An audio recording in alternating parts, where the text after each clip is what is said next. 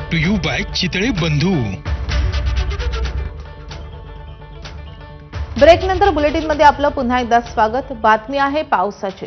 परभणी जिल्ह्यामध्ये पावसाने शेती पिकांचं मोठं नुकसान केलंय। कापूस, सोयाबीन तर हातून गेले, मात्र वर्षभर घरी खाण्यासाठी लावलेल्या मूग आणि उडीद पिकाचाही चिखल झालाय।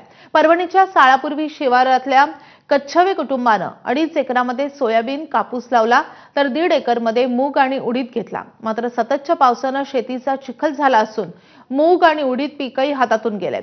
शेतामध्ये आता खराब झालेल्या पिकातून काही हाती लागतंय का यासाठी कुटुंब शेतामध्ये जाऊन पीक जमा करतायत। त्यांची व्यथा जाणून घेतले आमचे प्रतिनिधी पंकज क्षीरसागर यांनी। परभणी जिल्ह्यामध्ये सर्वत्र झालेला मुसळधार पाऊस, त्यानंतर पुराचं पाणी यामुळे वेगवेगळ्या ठिकाणी नुकसान झालेलं आहे।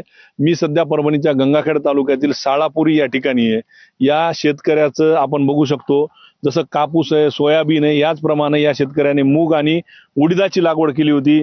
आणि आपण या शेतामध्ये सातत्याने झालेल्या पावसामुळे आपण बघू शकतो अजूनही मोठ्या प्रमाणावर चिखल झालेला आहे आणि या चिखलामध्येच हे उडीद जे आहे ते पूर्णतः सडून गेलेलं आहे। याच उडीदामधून काहीतरी हाती लागल अशी आशा त्या शेतकऱ्यांना आहे। काढायला परवडत नाही म्हणून स्वतः इथं हे दोघ जण आणि त्यांचा मुलगा हे काढून सावरण्याचा प्रयत्न करत आहे। आम्ही मूग आणि उडीद पेरला होता। एकर दीड एकर मूग उडीद आहे।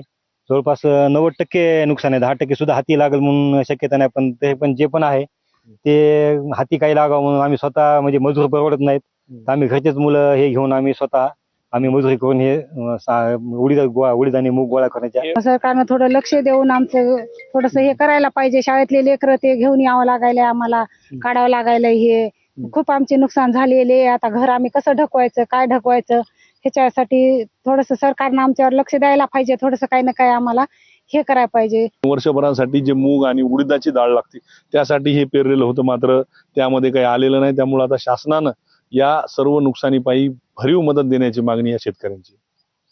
पंकज क्षीरसागर, एबीपी माझा, साळापुरी, गंगाखेड।